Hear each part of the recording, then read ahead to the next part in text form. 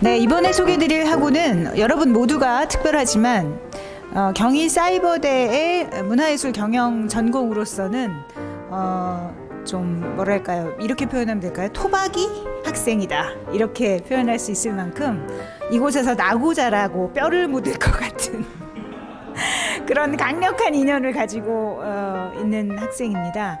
무슨 얘기냐면 경희사이버대학교 문화예술 경영학과의 학부 1학년 때부터 쭉 다녀서 지금 대학원에 들어와서 졸업을 했고, 그럼에도 불구하고 저희 학교를 떨치지 못하고 다시 조교로 일을 하고 있어서 언제 이것을 떠날 수 있을까, 그런 궁금증을 아마 스스로 갖고 있지 않을까 하는 생각이 듭니다. 박세희 학우고요. 우리 박세희 학우는 논문을 쓴 지가 얼마 안 됐는데 정말 훌륭한 논문을 써서 본인이 논문을 훌륭하게 쓰는 것만이 아니라 이 원생들을 위해서 이 논문 쓰기 관련된 세미나까지 진행을 했었던 아주 기여도가 높은 학생입니다. 그래서 오늘은 또 이 세희 씨가 어떤 그 디자인의 PPT를 가지고 왔을지, 왜냐하면 굉장히 디자인을 잘하는 상황이라 조교일을 하면서 저희 과에 이런 홍보물 같은 것도 디자인을 너무 많이 해줬거든요. 살짝 열정 페일해서 제가 항상 좀 미안한 마음이 있는데 어떻게든 제가 평생을 두고 갚을 작정입니다. 네, 그러면 박세희하고 큰 박수로 모시겠습니다.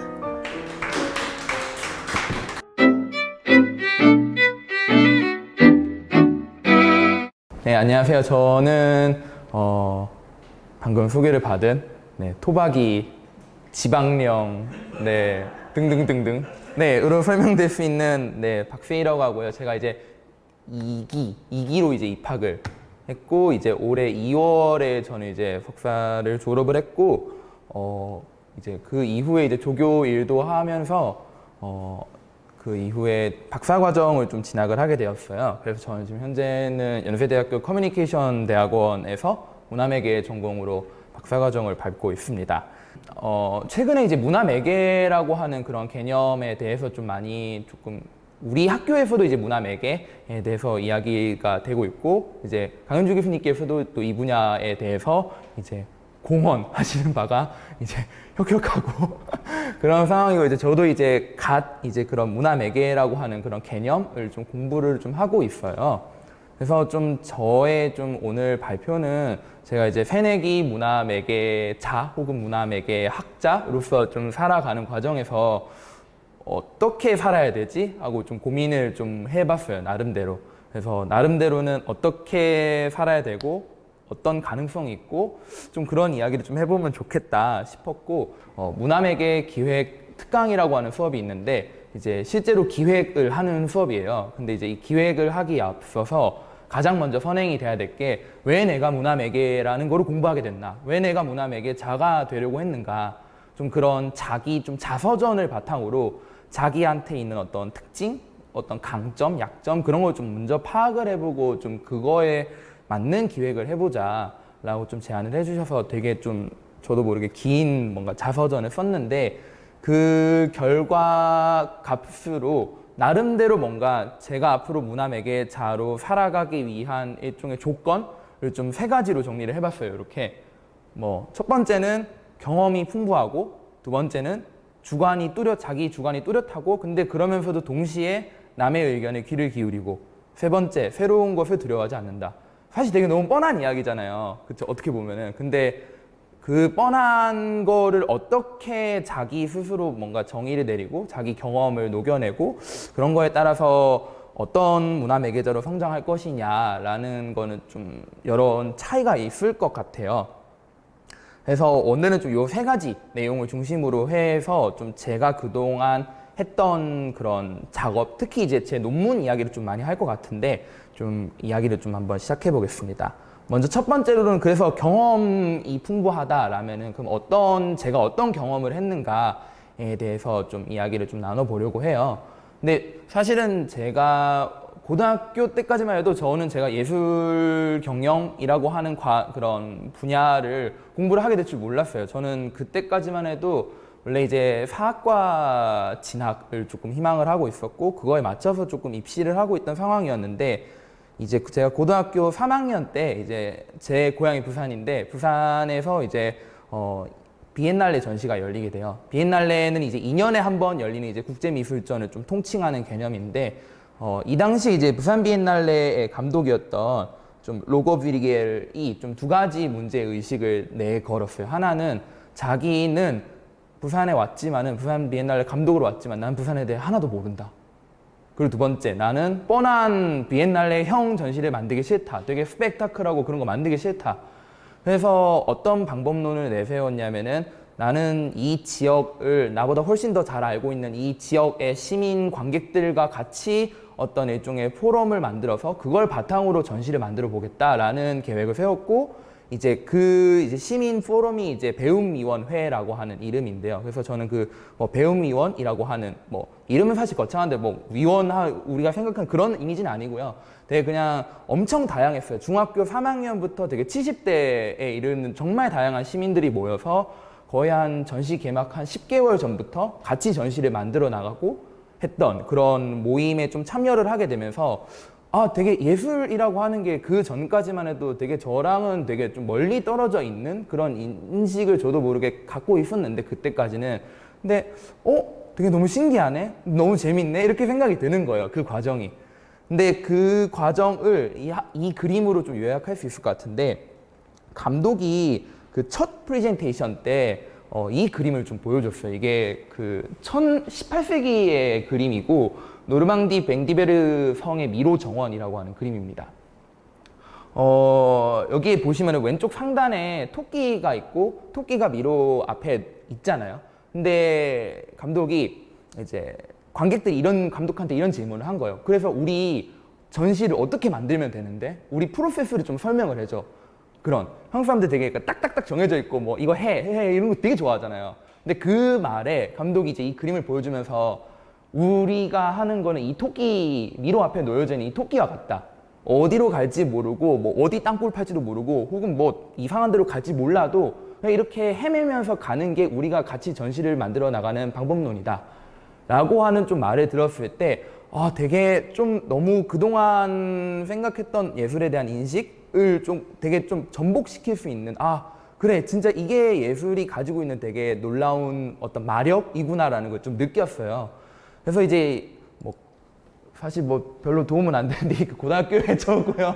고등학생 중간에 지금 살이 쪘지만은 이때는 굉장히 말랐답니다. 어쨌든 고등학교 3학년 때 이제 열심히 좀 뛰놀았고 그래서 이제 제가 수능을 치고 나서 이제 그동안 준비하고 있던 학교에 진학을 하지 않고 이제 그러면 예술 좀 너무 신기한 거예요. 왜 이 단 한 번의 경험만을 가지고 왜 내가 이렇게 빠져들었지? 근데 이거는 단지 저만의 경험은 아닌 것 같은 거예요. 그래서 도대체 예술이 가지고 있는 힘이 뭐지? 그런 걸 좀 공부를 해보고 싶어서 우리 학과에 이제 1학년으로 지원을 했었고 그래서 한 7년 동안, 6년 동안 다니게 된 것 같아요. 이런 좀 최초의 좀 경험이 좀 바탕이 돼서 좀 저의만의 주관이 만들어진 것 같아요.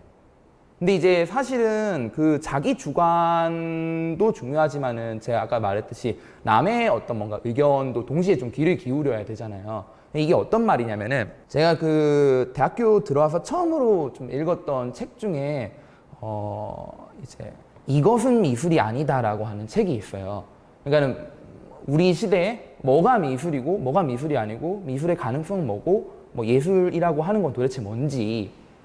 그러니까 예술을 우리가 흔히 좀 두 가지 사실 이분법적으로 나누는 게 약간 좀 폭력적일 것 같긴 한데 그래도 이분법적으로 나눠 보면은 좀 예술이 가지고 있는 좀 성질이라고 한다면은 미술이 과연 외부로부터의 어떤 압도, 어떤 관객과 떨어진 어떤 타자로부터 전해지는 어떤 감흥이나 감각적인 즐거움을 추구하는 행동인 건지 아니면은 스스로 뭔가 문제의 답을 찾아가고 그것으로부터 어떤 물적이고 심리적이고 이상적인 의미를 추구하는 건지 그런 두 가지 의미가 있다면 전자는 되게 전통적인 예술 패러다임에서의 어떤 예술이라면은 후자는 특히 이제 우리가 학교에서 많이 배우는 예술의 어떤 사회적 역할, 예술이 어떤 사회를 변화시킬 수 있다라고 하는 그런 소망과 연결이 되는 거죠.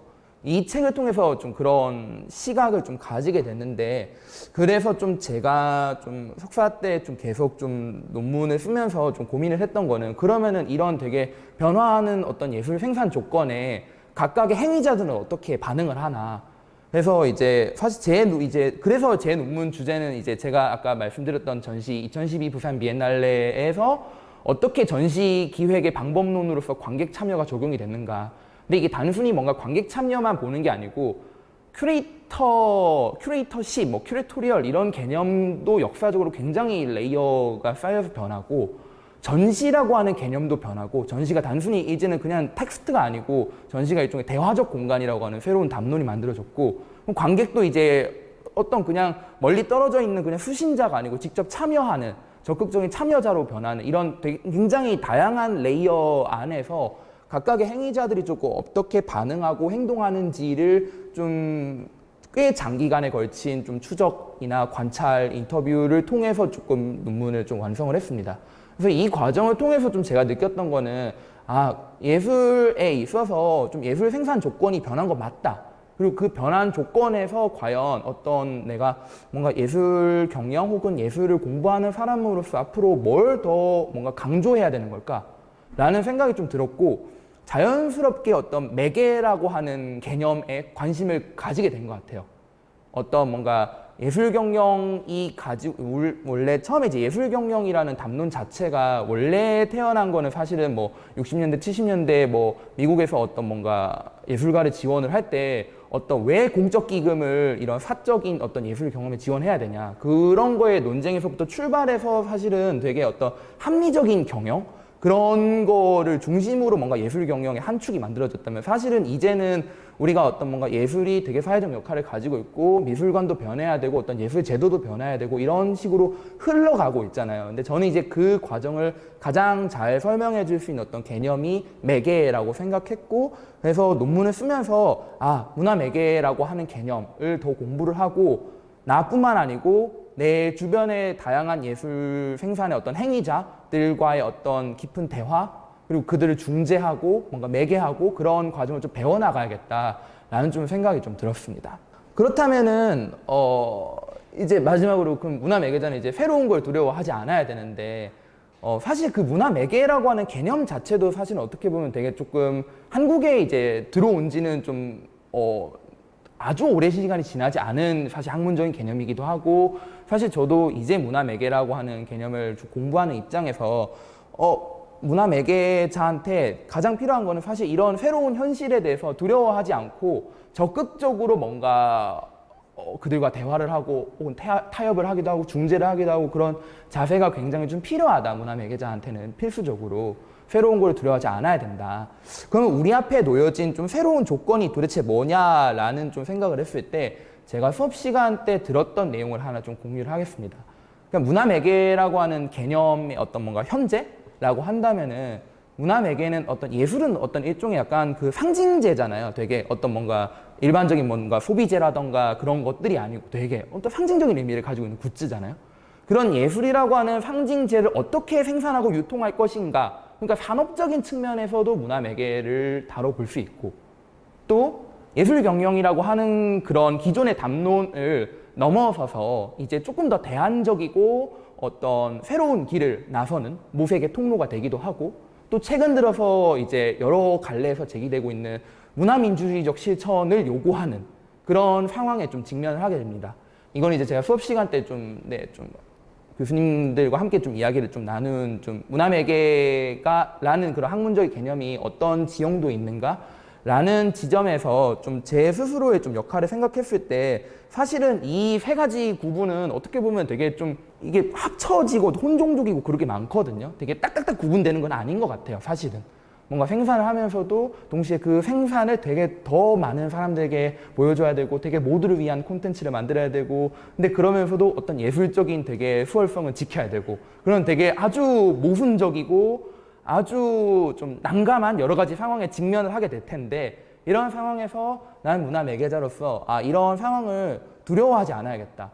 오히려 되게 즐기면서, 약간 즐기는 사람이 제일 무섭다 하잖아요. 어쨌든 눈을 번쩍 뜨면서 앞으로 좀 문화 매개자가 뭔지, 내가 할 수 있는 문화 매개가 뭔지, 나는 어떻게 살아갈 수 있을지, 그리고 뭐 해 먹고 살지 그런 것들을 조금 계속 조금 고민을 해보려고 합니다. 저의 좀 이야기는 좀 여기까지고요. 그래서 혹시 저에게 뭔가 재미난 그런 제안을 해주실 분이 있다면 언제든지 환영이니까는 뭔가 같이 좀 뭔가 우리가 뭔가 학교에서 만난 인연으로서 더 재미난 일을 좀 도모를 하면서 우리 앞에 놓여진 이 어떤 새로운 현실, 사실은 되게 저는 최근에 제일 고민하고 있는 게 과연 이 코비드-19 이 시국에서 도대체 문화예술은 어떤 걸 할 수 있지? 시간이 1분 정도만 남아서 하나만 더 얘기를 하면은 제가 정말 좋아하는 작가 중에 레안드로 엘리치라고 하는 남미 쪽 작가가 있는데 그분이 이번에 그 서울시립 북서울미술관에서 되게 크게 전시를 해요. 근데 사실은 좀 못 갔어요, 그동안. 전시는 한 11월부터? 원래 11월부터 3월까지였는데 근데 이제 11월 달에는 이제 뭐 저도 졸업 논문 쓰고 바쁘느라 이제 못 갔잖아요. 근데 그래서 방학 지나고 가야지 했는데 코로나 터져버리고 미술관은 셧다운을 해버리고 그래서 3월은 끝났어요. 근데 그러다가 작가랑 어떻게 협의를 해가지고 6월까지 연장을 시킨 거예요. 되게 극적으로. 그래서 6월에 가야지, 그리고 생활 속 거리두기 한다니까 가야지 해서 예약을 했거든요. 예약을 한 다음 날에 다시 또 터져버린 거예요. 너무 허무하잖아요, 되게. 관람객 입장에서도 너무 허무하고 이거를 전시를 만드는 사람의 입장에서도 너무 허무하잖아요. 너무 열심히 만들었는데 이 전시를 어떻게 뭐 썩히는 것도 아니고. 저는 이런 현실들에 약간, 근데 마냥 또 이런 상황에서 너무 좀 무력감, 어떤 뭔가 좌절만을 느끼고 살 수는 없으니까 뭔가 어떤 대안적인 그런 기회를 우리가 좀 상상을 해야 될 텐데, 그런 측면에서 사실은 제가 아까 앞에 3가지로 말씀드렸던 자기의 경험, 그 경험을 바탕에 둔 주관, 그러면서도 남과 대화를 하는 능력, 그러면서도 동시에 어떤 새로운 현실을 맞닥뜨리고 그것에 도전하고 대항하는 그런 힘이 어느 때야말로 우리들에게 좀 필요하지 않나, 좀 그런 생각을 하면서 저의 이야기는 여기서 마무리하도록 하겠습니다. 감사합니다.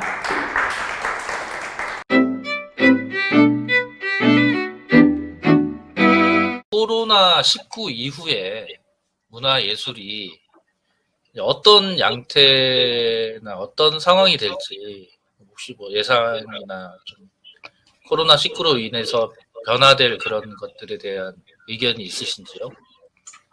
사실은 그런 비대면 서비스가, 그러니까 제가 저 이번 학기 때 제가 그 아까 뭐 이 콘텐츠 자체가 그 기획 특강이라는 수업에서 좀 나왔던 생각이라 말씀드렸잖아요. 근데 그 기획 특강에서 제가 개발하고 있는 프로그램이 사실은 온라인 프로그램이에요. 온라인 미술 경험 플랫폼을 만들고 싶다라는 건데, 좀 제가 가지고 있는 문제 의식은 그동안 어떤 저만 하더라도 사실은 미술관 홈페이지나 온라인 그런 서비스를 잘 이용을 안 했던 것 같아요. 왜 안 이용했냐면은 그 서비스가 굉장히 재미가 없었거든요. 되게 그냥 오프라인에 있는 콘텐츠를 그냥 데이터화해서 그냥 심어 놓은 거 딱 그 정도거든요. 그러니까 사람들도 이용도 안 하고, 제가 뭐 사례 조사한다고 뭔가 이런 관련된 어떤 뭔가 미술 기반 어떤 앱 같은 거를 되게 조사를 해도 너무 다 똑같은 플랫폼들인 거예요, 다. 근데 저는 이 문제가 어떤 그 소위 디지털 리터러시의 격차라고 봐요. 그러니까 무슨 말이냐면은 지금 뭐 저만 하더라도 사실 저는 좀 약간 오프라인과 온라인 세대 약간 중간에 끼어 있는 것 같아요. 저는 온라인 콘텐츠에도 익숙하지만은 오프라인 콘텐츠가 더 편할 때도 있어요, 굉장히. 근데 저보다 더 어리고 그리고 앞으로의 어떤 문화예술을 향유할 세대들을 생각을 해보면은 그 사람들은 굉장히 태어날 때부터 디지털 환경에 굉장히 익숙한 디지털 네이티브거든요. 근데 그 디지털 네이티브한테 제공되는 콘텐츠를 만드는 사람은 디지털 환경에 잘 조금 적응하지 못하는 좀 저항이 있는 그런 사람들이 콘텐츠를 만들고, 그러면서 두 어떤 생산자, 소비자 사이의 어떤 격차가 되게 좀 어떤 저의 좀 문제의식이었어요. 그래서 좀 정리를 하자면은 좀 코비드 이후의 시국에는 좀 그런 소위 언택트 플랫폼에 대한 좀 생각이라던가 어떤 아젠다가 마련이 돼야 되는데, 근데 그때에 마련되는 기본은 우리가 어떤 그런 언택트나 디지털 환경에 대한 깊은 어떤 내러티브를 잘 이해를 하고, 그리고 이 환경이 어떻게 뭔가 현장에서 느낄 수 있는 그런 실제감을 느껴줄 수 있게 하는가, 그런 디지털이라는 요소를 통해서 좀 그런 거를 조금 고민을 해야 되지 않나? 지금 이 시국 이후에 저는 좀 그런 생각을 좀 계속 좀 가지고 있습니다. 고맙습니다.